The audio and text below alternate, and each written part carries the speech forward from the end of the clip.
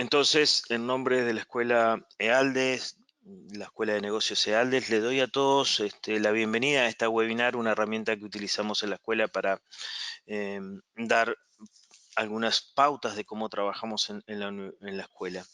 En primer lugar, es de estilo presentarme. Me gustaría comentarles de que, bueno, soy contador público recibido en la Universidad de la República Oriental del Uruguay. Soy uruguayo.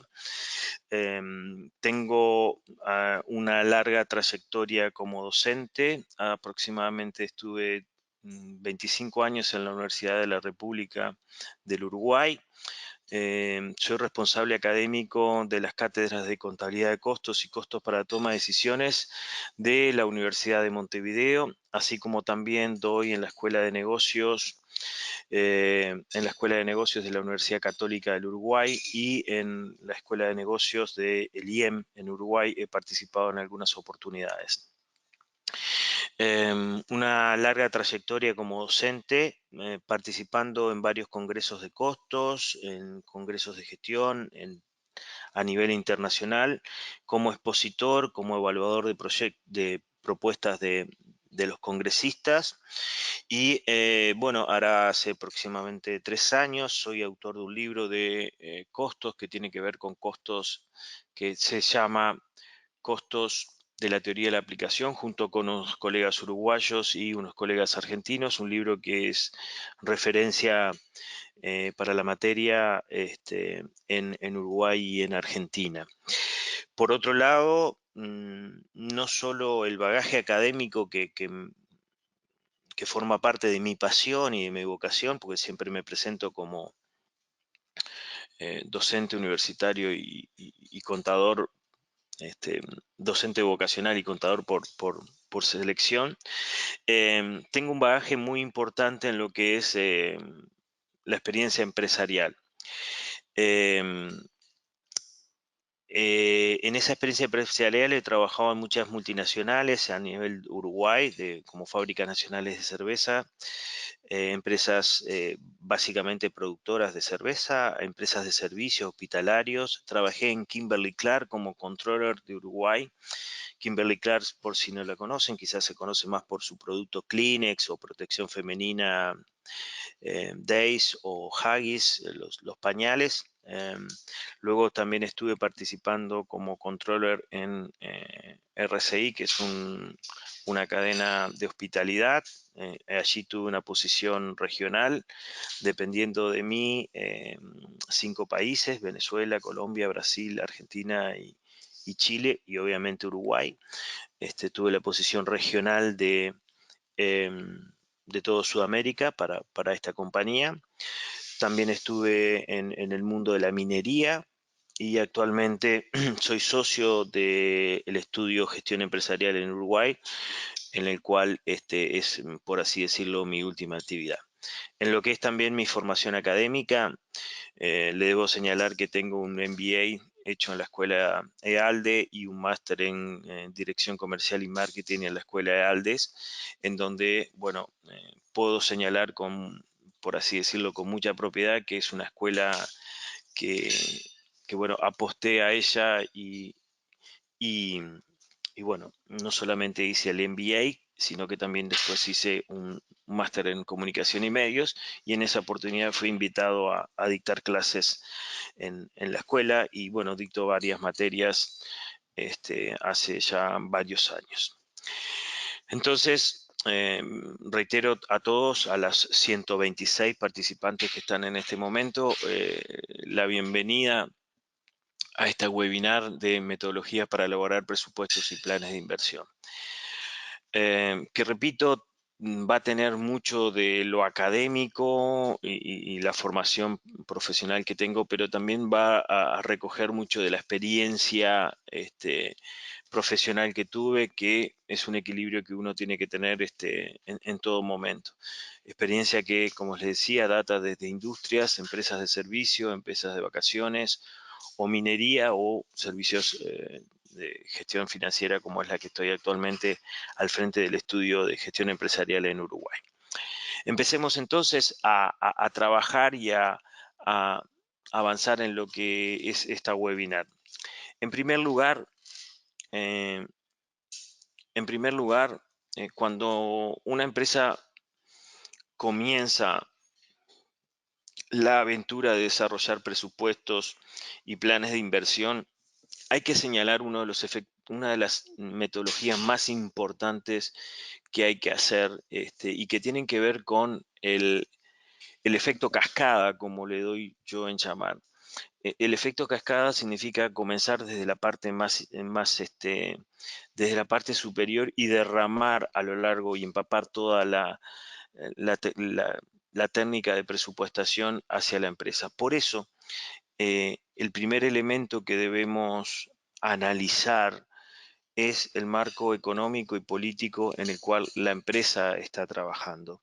De esto seguramente quizás muchos de los asistentes que están acá em, viven en Latinoamérica, y la experiencia que tenemos en los últimos años, quienes vivimos en una economía con mucha inestabilidad o con cambios significativos en las variables macroeconómicas del país o de nuestros vecinos, llevan a que tengamos por así decirlo profesionalmente, una capacidad bastante importante fruto de la experiencia. Basta señalar, si me permiten como ejemplo, lo que está pasando en estos días en la República Hermana de la Argentina, en donde, bueno, han tenido un cambio significativo en lo que es el tipo de cambio, más allá de la cuestión económica, las variables macroeconómicas, como es una variable tan sensible como el tipo de cambio, ha tenido un salto significativo, y eso, por ejemplo,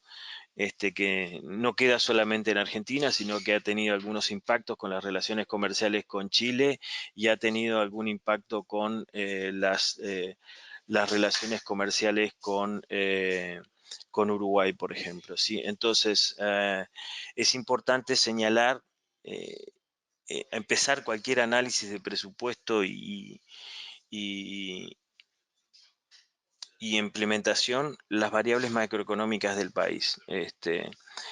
Más allá de las económicas, muchas veces hay indicadores sociales también que tienen que tener en cuenta con lo que es la presupuestación. Supongamos, por ejemplo, y era algo que comparto de mi experiencia en Kimberly Clark, donde vendíamos pañales, uno de los análisis cuando empezábamos a hacer el presupuesto es comenzábamos con el índice de natalidad.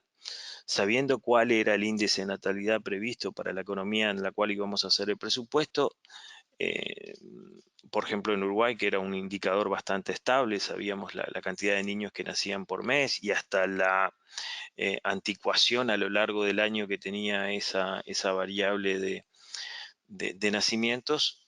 Identificábamos del total de nacimientos quiénes iban a utilizar pañales, eso definía el mercado, y del mercado, bueno, empezábamos a trabajar con el market share que nos disputábamos con Procter Gamble. Entonces, eh, lo que quiero señalar con esto es que no solamente indicadores económicos, sino que a veces indicadores como pueden ser la natalidad, son elementos que hay que tener en cuenta en el momento de establecer o reconocer el marco económico en el cual la empresa convive. Y ahí es donde damos el primer salto de esta cascada en función de el reconocimiento de las variables que nos van a afectar a nuestra empresa en el entorno económico que está. Pasamos a el estado de la empresa, a pensar y analizar ya con cabeza de empresa, en donde la primera herramienta que tenemos para comenzar a hacer ese análisis de la empresa es que antes de comenzar a ver eh, el trabajo fino o el menor detalle del presupuesto, comenzamos con el plan estratégico de la empresa. Plan estratégico de la empresa que obviamente va a estar atado a los indicadores macroeconómicos y las referencias, y obviamente va a estar atado a los objetivos y metas que la empresa se haya eh, puesto para un marco temporal en específico, y los distintos planes de acciones que se ha previsto trazar en ese marco temporal. Respecto al marco temporal, es importante señalar de que muchas multinacionales trabajan con un plan estratégico a 5 años, con un plan, con un presupuesto en forma anual, marco anual, y que quienes trabajamos o tuvimos la oportunidad de trabajar en empresas multinacionales, sabemos lo que significa estar reportando mes tras mes o quarters, como es habitual en todas aquellas empresas en donde cotizan en bolsa, y este análisis o este ejercicio que vamos a hacer en el presupuesto tiene que tener naturalmente en cuenta la información en cuanto a los tiempos en los cuales vamos a estar presentando esa información y en cuanto a los tiempos en cual vamos a estar elaborando esa información. Por ejemplo, eh, hoy muchas de estas multinacionales en el mes de octubre están elaborando, están llevando adelante ese plan estratégico, están desarrollando los presupuestos para lo que se va a presentar en el año 2020. Es tiempo septiembre, octubre para desarrollar estos presupuestos, es tiempo en donde vamos a estar elaborando y presentando esos planes, esos presupuestos, esas definiciones de los objetivos y metas y esos planes de acciones que van a seguir derramándose en formato de cascada en lo que va a ser ese plan de acciones. ¿Por qué? Porque, bueno, generalmente utilizamos noviembre, diciembre para la presentación de las fechas en nuestra casa matriz, en donde se aprueban y queda esto en definitivo.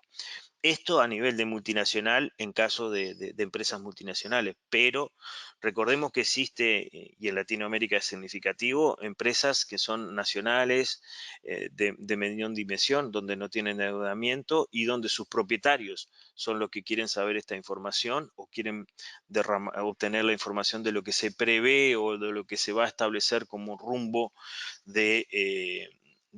de acción del año siguiente. No necesitamos o no es condición sine qua non hacer un plan estratégico o hacer un presupuesto el que seamos una empresa cotizante en bolsa.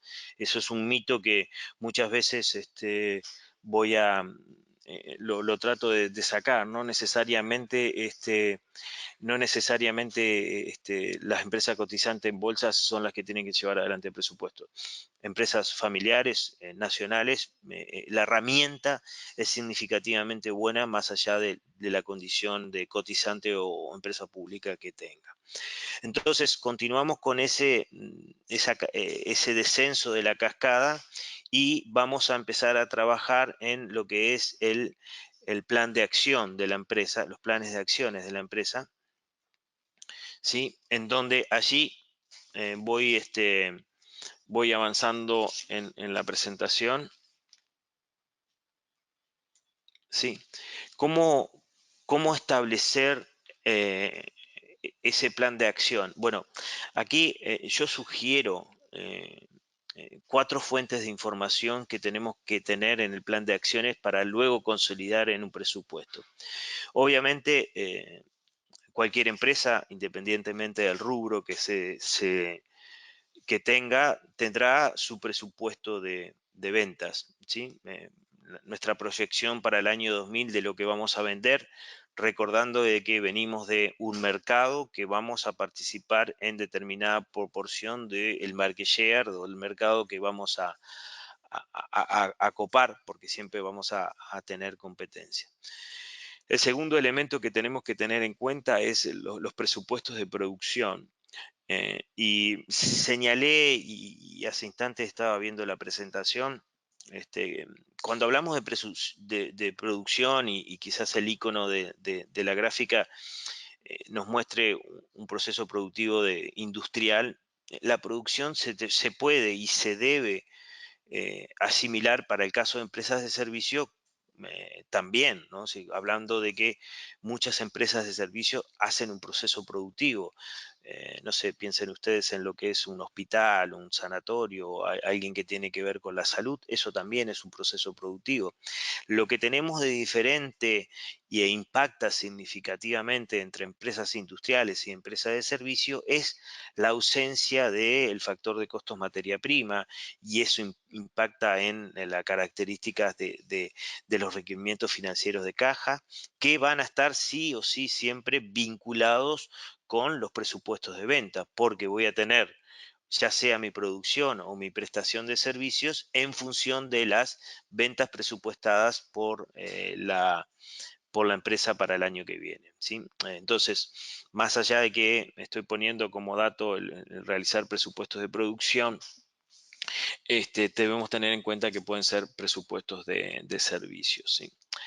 Teniendo en cuenta las características y concatenando los dos puntos anteriores del presupuesto de venta y presupuesto de servicios, no debemos dejar por aislado y en específico considerar como un punto específico en los planes de acciones los presupuestos de los recursos humanos, ¿sí?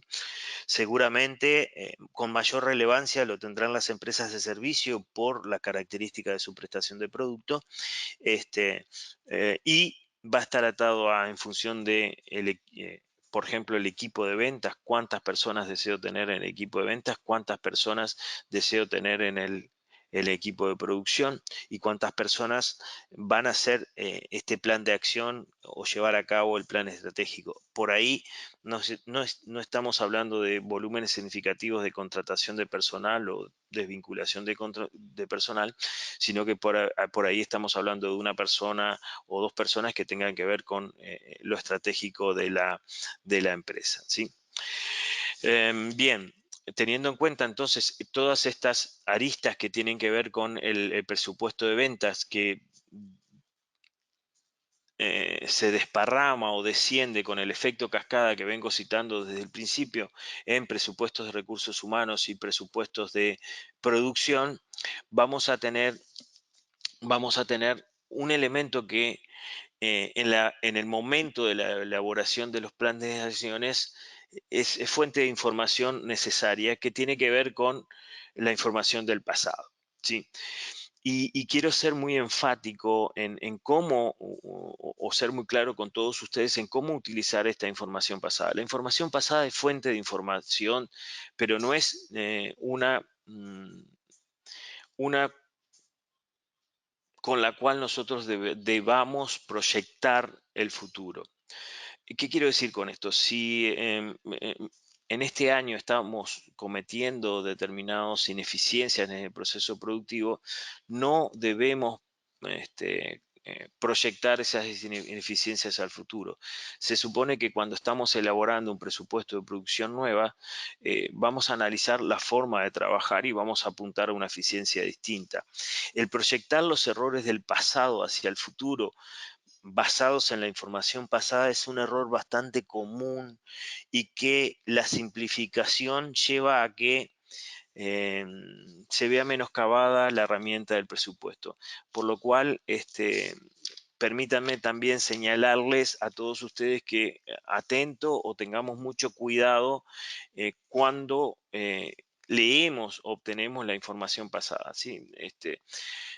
Hoy las empresas pueden estar leyendo sus balances, sus estados financieros del 2019, pero el tomar las ventas y multiplicarla por un crecimiento del 3%, desde el punto de vista profesional, permítame señalarle que creo es una aberración. Es decir, bueno, vamos a crecer el 3%. Agarramos 2019, completamos los meses que están faltando y lo multiplico por el 3%. Eso es una aberración. O digo que la producción va a ser la misma, los costos, los márgenes de producción van a ser los mismos y lo proyecto al año que viene. ¿Qué me implica que las condiciones de ineficiencia las vaya a repetir el año que viene? Y además, más adelante vamos a ver que elaboraremos ese presupuesto con un concepto de plan de inversión. Entonces, ese plan de inversión necesariamente nos va a estar afectando el futuro. ¿sí? Entonces, con todos estos elementos de planes de producciones, planes de venta y todo este fenómeno cascada que, repito, se viene dando desde el marco, la macroeconomía, el entorno económico de la empresa, las variables macroeconómicas, el plan estratégico de la empresa, desarrollamos el plan de acción y desembocamos en el armado de un presupuesto. Un armado de presupuesto que, ¿sí?, va a tener eh, un elemento muy importante que tiene que ver con lo eh, eh, que tiene que ver con la sinergia que se tiene que dar con el plan de inversiones, ¿sí?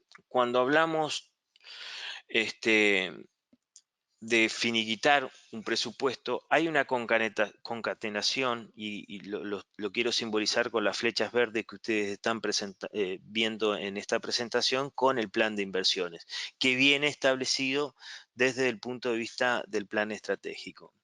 ¿Por qué quiero decir esto y unirlo al comentario que anteriormente estaba señalando?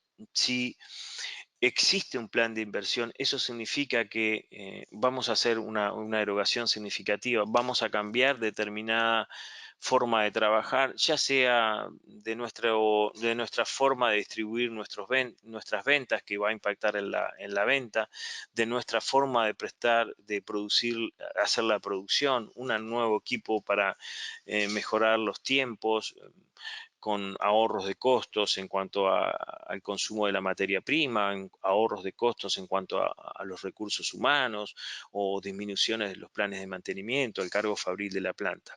Eso necesariamente, o ese plan de inversiones que se vayan a aprobar, va a impactar en el presupuesto. Y entonces, como le decía recientemente, si nosotros estamos proyectando 2019 y lo multiplicamos pensando que el año que viene se va a dar lo mismo, y estamos a su vez viendo o implementando un plan de inversiones que se va a hacer el año que viene, el error sería duplicado. ¿Sí?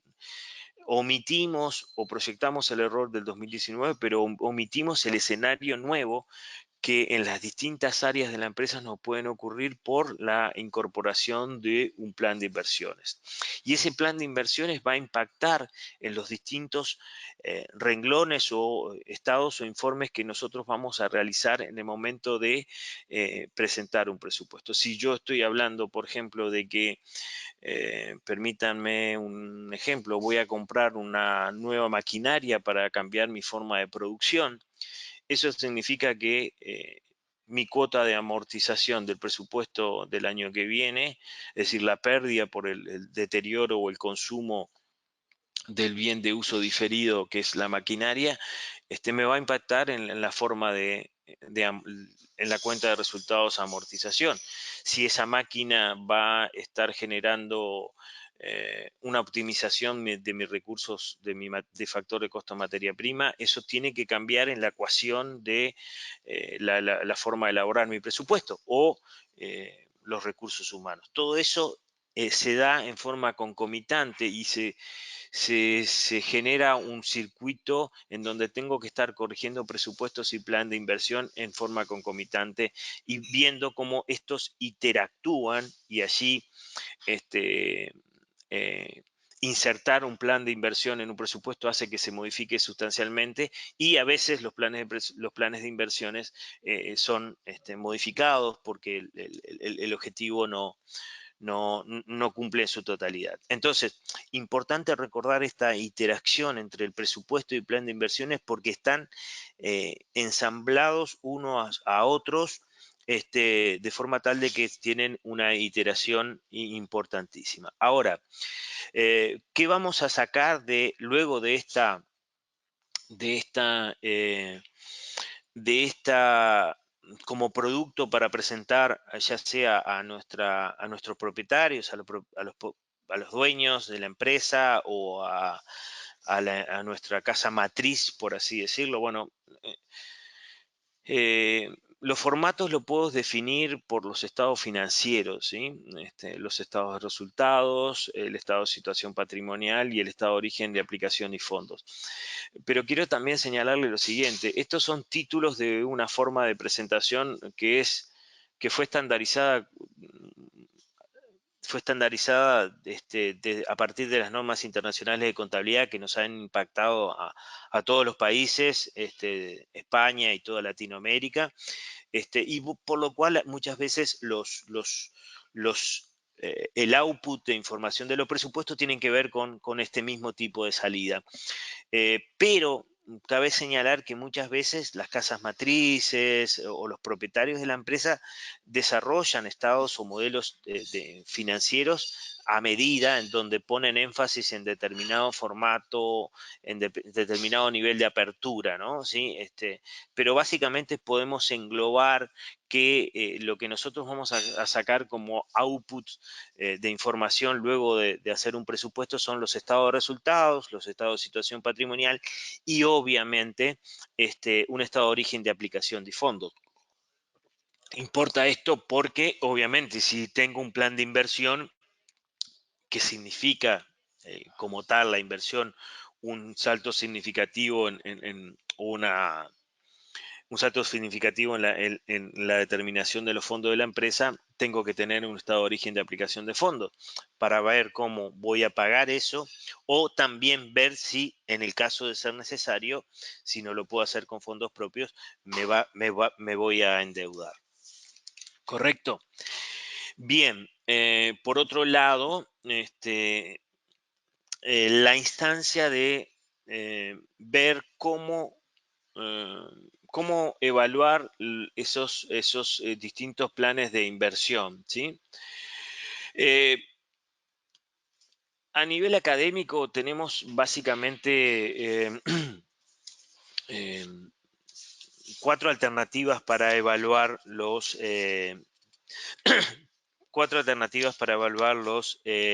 planes de inversión, ¿sí? La primera es a través de la tasa interna de retorno, que es aquella que nosotros vamos a considerar que genera un valor actual descontado de los flujos de fondos que hace exactamente que el valor actual de la inversión sea positivo, ¿sí? Es una tasa que muchas veces, en el caso de casas matrices,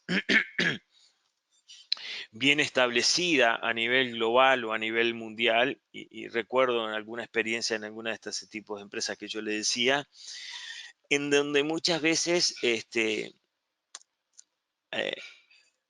presentábamos un proyecto de inversión, aplicábamos esa tasa tasa interna de retorno a los flujos de fondos esperados, y que diera un valor. Y bueno, a veces los indicadores macroeconómicos del entorno donde la empresa está, la economía del país donde la empresa está, no necesariamente validan los requerimientos de casa matriz. Y recuerdo algunos indicadores en algún momento que no sé si nos pedían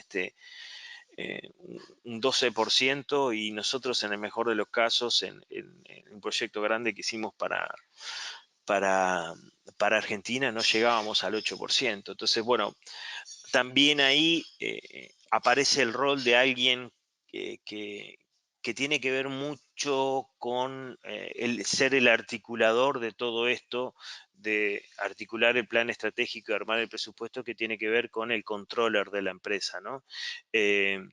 Esa persona va a ser la que junte toda esa información y la que a su vez interactúe y publicite esta información, ya sea al propietario o a casa matriz. Entonces, a veces los requerimientos de casa matriz no llegamos y el peor de los pecados que podemos hacer es, y esto es un sano consejo profesional que le doy, es ajustar los planes de inversión para que den los requerimientos de casa matriz. Es mucho más sano y saludable decir, bueno, estos son los valores que realmente tengo o que proyecto de acuerdo a las condiciones para hacer un plan de inversión, cualquiera que fuera,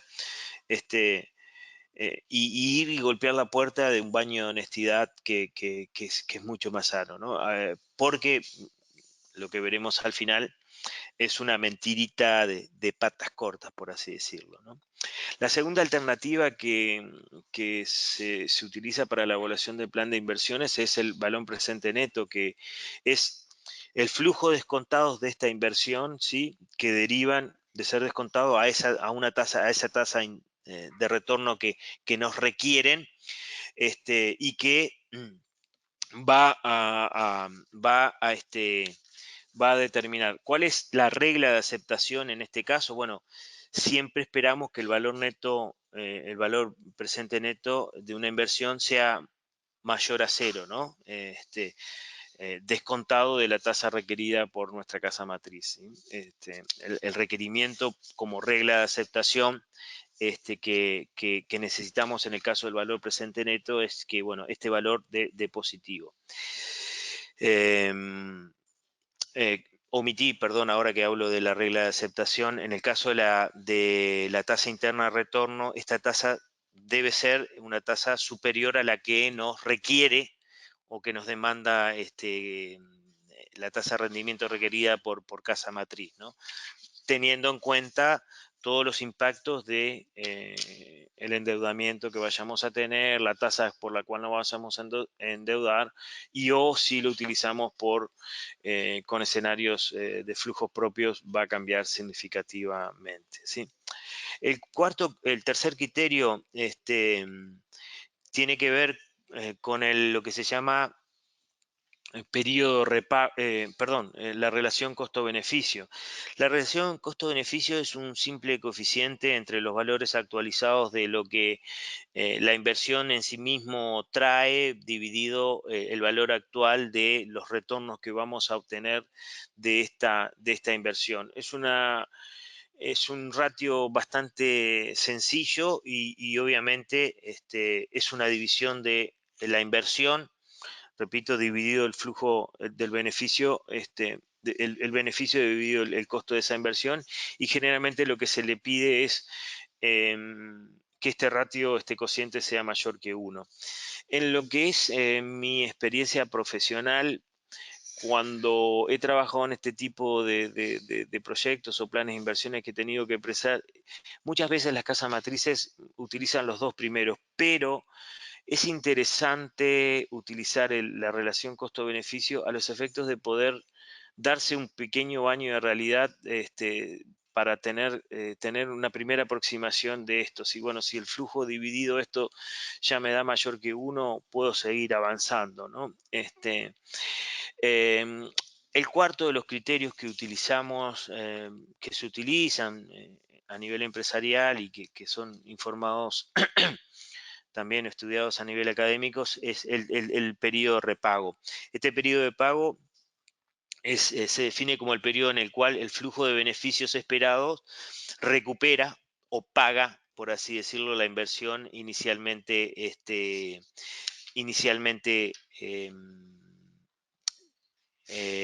inicialmente prevista. El indicador que me va a dar esto es años, es decir, voy a estar 5 años, 6 años, no es un número, no es un ratio, sino que es un indicador expresado en una unidad de tiempo años, y lo presento al plan de inversión en años, ¿no? Entonces, obtendremos como definición, bueno, esta inversión se va a repagar o se va a estar pagando en determinado periodo de tiempo, expresado en años, a diferencia de los indicadores anteriores, que, bueno, que son ratios en números o tasas expresado en forma presupuestal, porcentual, perdón, quiero decir, como es la TIR, ¿no? Que es un porcentaje expresado en forma presupuestal. Como, como punto siguiente, y también aquí intento aportarles a ustedes una visión más. Si realizamos un presupuesto y no realizamos un control presupuestario, bueno, desde ya que no tiene absolutamente ningún sentido que hagamos un presupuesto, ¿sí? A hacer un presupuesto, fijarse un camino, proyectar un camino, y después, a medida que uno va caminando y va dando esos 12 pasos a lo largo del año, es absolutamente sin sentido, ¿no? Total y absolutamente sin sentido. Es decir, proyectar hacia dónde uno va y después a medida que va transcurriendo los años, no controlar qué es lo que está pasando o entendiendo qué es lo que va pasando, en dónde me voy equivocando, no tiene absolutamente ningún sentido. Es un pecado que, sin lugar a dudas, no lo admito. Ahora, esto obliga también a que en la organización haya una sinceridad significativa en el momento de hacer presupuesto, porque si hacemos un presupuesto con todas las comentarios que yo le decía o con todos los errores que yo les advertía existen a veces en esta elaboración, obviamente que el control presupuestario vamos a decir, bueno, pero el año pasado hicimos más o menos, lo multiplicamos por 3% y no tiene ningún sentido. Ahí es donde esta formidable herramienta que es el presupuesto desencadenado o colgado del plan estratégico de la empresa es eficiente. De lo contrario, no pierdan tiempo, no pierdan dinero y no malgasten su tiempo. Ahora, ¿cómo hacemos ese control presupuestario? Bueno, lo hacemos en el efecto cascada que le mencionaba a ustedes en el primer momento. Es decir, comenzamos desde la evolución de las variables, empezamos desde la evolución con el mismo concepto de cascada que le mencionabas al principio. ¿Cómo se comportaron las variables macroeconómicas? Bueno, el índice de natalidad del ejemplo que yo le ponía, ¿cómo se dio? Se dio como preveíamos, había tantos niños, de esos niños, ¿cuánto tenemos en el mercado? Piensen ustedes, por ejemplo, eh, lo que deben estar haciendo en estos momentos los controllers de las distintas multinacionales en Argentina, donde tuvieron un salto de tipo de cambio significativo. Muchas de las variaciones correspondientes al mes de agosto y septiembre, entre lo que previeron iba a ocurrir en el 2019, quizás se estén justificando por una desviación efecto tipo de cambio. ¿Sí? Eso es clarísimo, que puede impactar de distintas formas, teniendo en cuenta la matriz que la empresa tenga respecto al tipo de cambio. Si nosotros tenemos un alto componente salarial, por ejemplo, que lo estamos pagando en pesos argentinos y el tipo de cambio baja y estamos presentando nuestro presupuesto en dólares, eso va a hacer que baje significativamente los costos en mano de obra solamente por un efecto comportamiento de una variable macroeconómica, ¿sí? Pero sí es importante tenerlo en cuenta. Eh, Siguiendo con este efecto cascada, tenemos que analizar las ventas. El desglose de las ventas lo podemos hacer a través de la variación precio y cantidad. La variación cantidad la vamos a cuantificar como la cantidad real prevista de ventas menos la cantidad presupuestada multiplicado por el precio presupuestado. La variación precio, la diferencia entre el precio real y el precio previsto multiplicado por la cantidad. Si hiciéramos la distributiva de estas variaciones precio y cantidad, nos va a dar la variación ventas del año anterior, ventas actuales versus venta presupuestada. Si esto se inicia también a nivel global, muchas veces empezamos con el total del importe de las ventas y empezamos a hacer también con efecto cascada, a ver las distintas unidades de negocios, analizando los volúmenes de cada unidad de negocio y así sucesivamente llegando a nivel de productos, a nivel de conjuntos de productos y todo esto tiene que ver mucho con el RP que la empresa tenga. Eh, Esto justifica muchas veces y muchas veces sabemos que las variaciones precios podemos trabajar con la elasticidad precio de un mercado, podemos bajar el precio, pero la cantidad se mueve y este tipo de análisis a través, separando los componentes precio y cantidad, hace que podamos ver cómo esa elasticidad precio de la empresa o de cada uno del grupo de familias que venda la empresa o de cada uno de los productos se puede analizar. De igual forma, obviamente tenemos que analizar nuestros costos variables. medir nuestra eficiencia de producción con una ecuación similar a la variación de costos, los costos variables, el unitario de costo variable por lo real presupuestado multiplicado por la cantidad, con la misma lógica que trabajamos en ventas para poder verificar cuán eficiente estamos siendo con respecto a lo que previmos y vamos a actuar. Y finalmente, si hacemos un análisis de los costos variables, algo que generalmente también en la dinámica empresarial nos olvidamos es hacer el análisis de los costos fijos, ya sean de producción o de la estructura de la empresa, ¿no?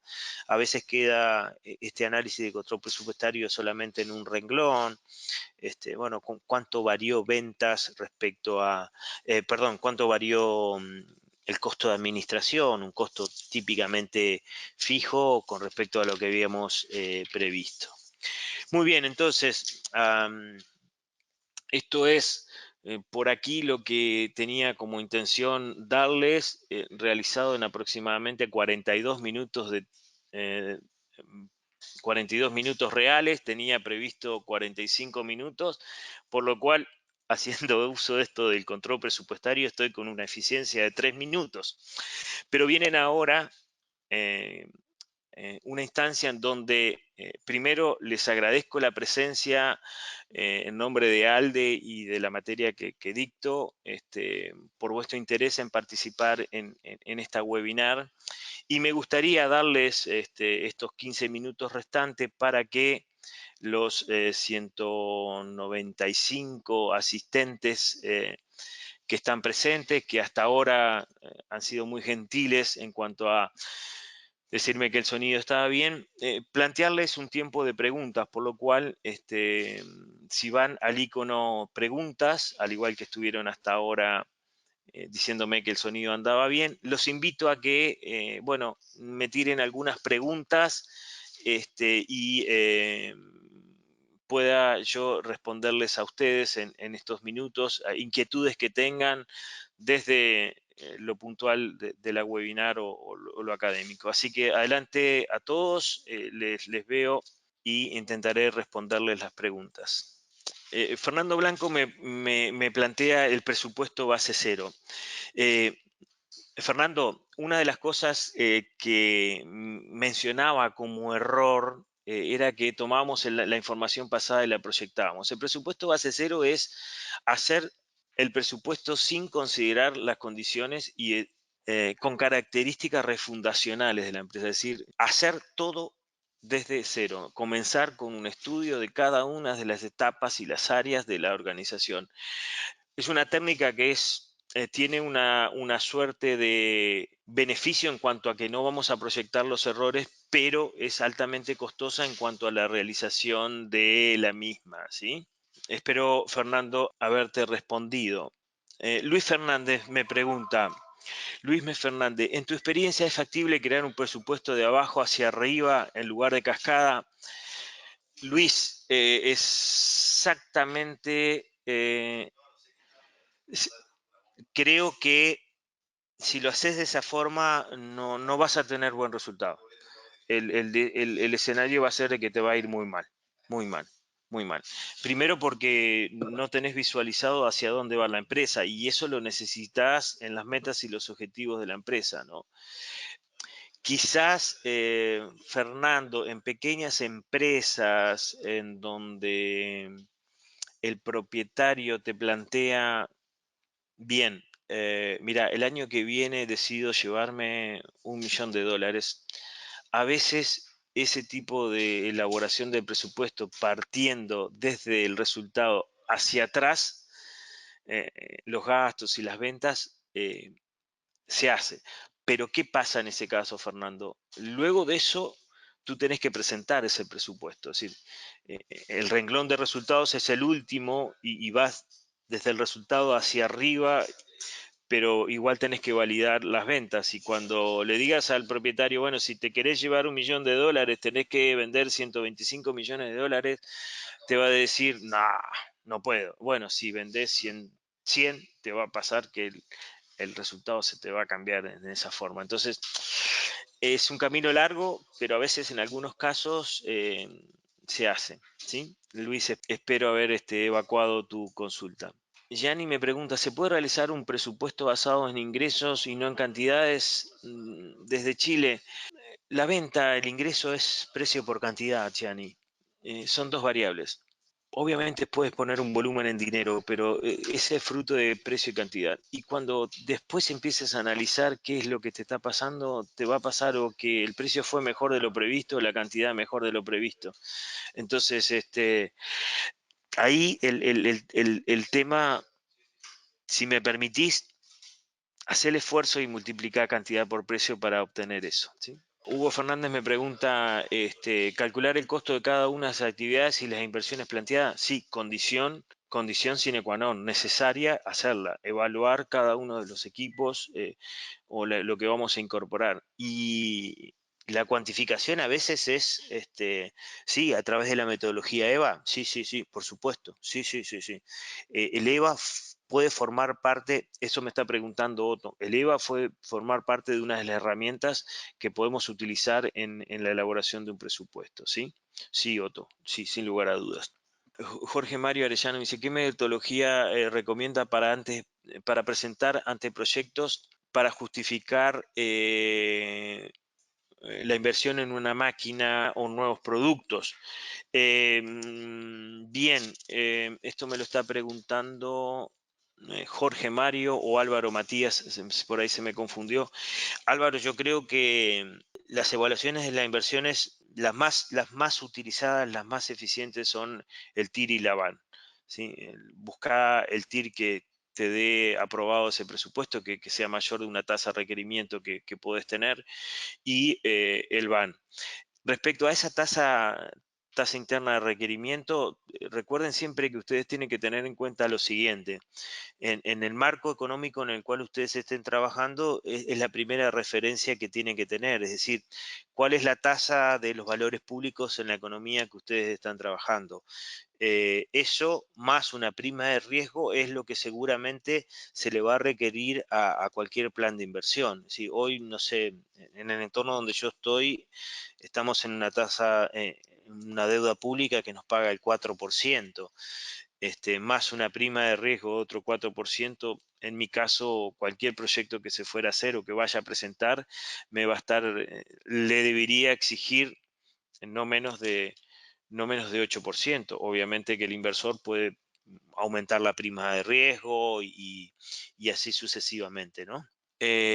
Álvaro me pregunta en qué consiste el presupuesto maestro integral. Bueno, eh, tiene que ver con que esos productos o output que nosotros estamos presentando, que tienen que ser con el estado de resultados, el estado de situación patrimonial y el estado de origen de aplicación de fondos, tengan una única fuente y una consistencia total entre cada uno de ellos, ¿sí? Ojo con esto, muchas veces, cuando juntamos todos los outputs nos dan cosas raras, ¿no? Ahí está la integridad de el presupuesto. Fernando, ¿cuántos años es el periodo histórico que recomienda como mínimo para tomar un plan estratégico? Mínimo 5 años. Plan estratégico, 5 años. Mínimo, mínimo, mínimo. Bueno, no sé si es Óscar o María Tascano, me pregunta, principalmente en una empresa con más de 20 años y que nunca ha hecho planeación estratégica, especialmente cuando tenemos un enfoque de continuidad de negocios, ¿debemos revisar grande esta parte? Sí. Es un ejercicio interesantísimo, interesantísimo. Muchas veces las empresas no hacen esto que nosotros en el estudio denominamos una gimnasia, ¿no? Pero como la gimnasia y haciendo ese paralelismo, al principio la gimnasia duele, pero después que se empieza este ejercicio de mirar, en el caso de esta empresa de 20 años, te recomendaría que te sientes con el directorio y analices los estados de resultados mes tras mes, los estados de situación, los vea por distintos ratios financieros, aventures a hacer un presupuesto y una vez que esa gimnasia de análisis de resultados se da, empieces a aventurar a la empresa a hacer un presupuesto y ahí es donde de alguna u otra forma vas a estar generando un plan estratégico también y obligándole a pensar que debes hacer ese presupuesto, ¿no? Más cuando se está hablando de la continuidad de la empresa. Oscar, gracias por la felicitación. Al contrario, estoy a las órdenes y esto es algo que eh, lo hago con mucho, mucho, mucho gusto, ¿sí? Luis me pregunta, suponiendo que sepas el revenue del año pasado y lo quieras incrementar. Sí, puede ser una técnica, tomar el año pasado y proyectarlo, pero cuidado, no significa, Luis, que el año que viene vas a vender igual. Pensemos lo siguiente, Luis. Supongamos que en la empresa que me estás señalando como ejemplo, no vende a través de web. Puedo aumentar el 5% y decir, bueno, voy a vender el 5% más, pero vender la misma cantidad con distintos canales de distribución, puede que la venta la hagas, pero de ahí para abajo los costos te van a impactar en forma distinta. Una cosa muy distinta es venderlo a través de un canal de distribución cliente a cliente o a través de cliente a cliente o un canal de distribución o vía web. Eso te van a impactar en los costos. Siempre ten en cuenta, Luis, la vinculación entre las relaciones de las ventas y los costos. Pablo Alberto, en el curso de webinar, perdón, en el curso de la Escuela de Negocios, en uno de los capítulos, vemos un ejemplo. Lo hacemos a nivel pedagógico. Obviamente que si hiciéramos un caso tan rico como la realidad, se volvería, podríamos estar meses como estamos a veces haciendo un presupuesto, por lo cual a veces tomamos simplificaciones y hacemos algo mucho más simplificado. Y obviamente que el caso lo único que te sirve, Pablo, es para eh, hacer el ejercicio mental, porque cada escenario, cada empresa, cada país te obliga a que pienses distinto. Y eso es lo que por sobre todas las cosas, provocamos en EALDE, la capacidad de análisis. ¿Sí? Ulises me pregunta, ¿hay empresas que se rigen por el indicador de Levita, es decir, el resultado antes de intereses, impuestos y amortizaciones? El Evita. Sí, es una herramienta que es utilizable, sí. Ahí yo le voy a permitir decir una cosa, es una herramienta bastante interesante, particularmente la amortización es algo, unos fondos que a veces no se entiende mucho, el tema de intereses y la parte impositiva son fenómenos aparte. Y el Evita es un indicador clásico de las multinacionales americanas. Fernando pregunta respecto a punto de equilibrio como controlador de la realidad. Yo soy enamorado del punto de equilibrio. A nivel empresarial es la referencia, el punto de equilibrio, perdón, vamos a aplicarle, Fernando, lo que estás preguntando a los otros estudiantes. El punto de equilibrio es aquel volumen de venta eh, que me genera un resultado igual cero, teniendo en cuenta la estructura de venta, un mix de venta y teniendo en cuenta, dividiendo o separando el estado de resultado en costos variables y costos fijos. Yo lo hago mucho a nivel de empresas locales y significa una herramienta muy potente para entrar, y ojo con lo que voy a decir con esto, en la mente del empresario. Decirle a un empresario, mira, a partir de determinado volumen de ventas en el año o en el marco temporal que estés trabajando, no ganás ni perdés, es casi una vara mágica. También he utilizado a través de la herramienta de punto de equilibrio decirle, bueno, mira, cada mes que empezás tenés X volumen de costos fijos. Eso también impacta, ¿no?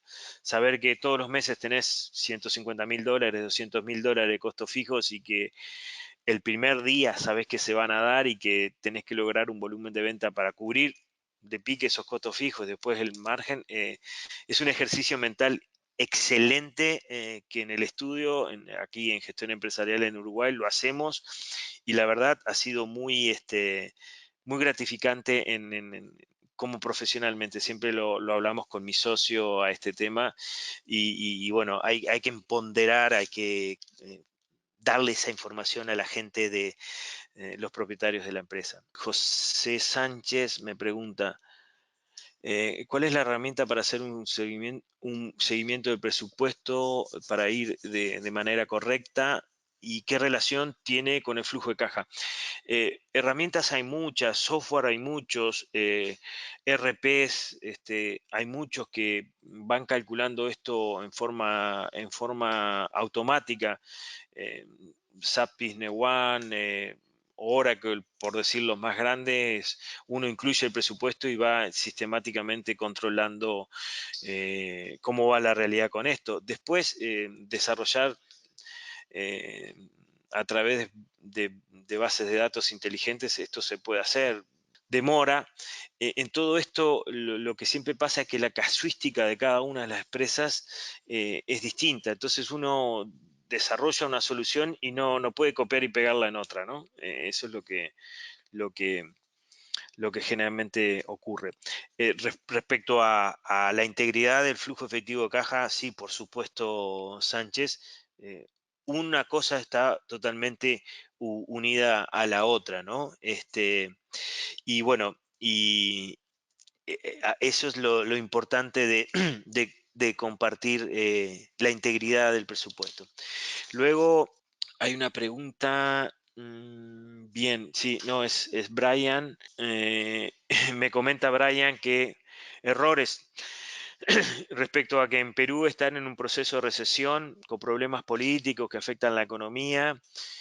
Este, Ahí lo que yo te decía, mi amigo peruano, el análisis empieza por la parte macroeconómica, ¿no? Empieza por los indicadores macroeconómicos.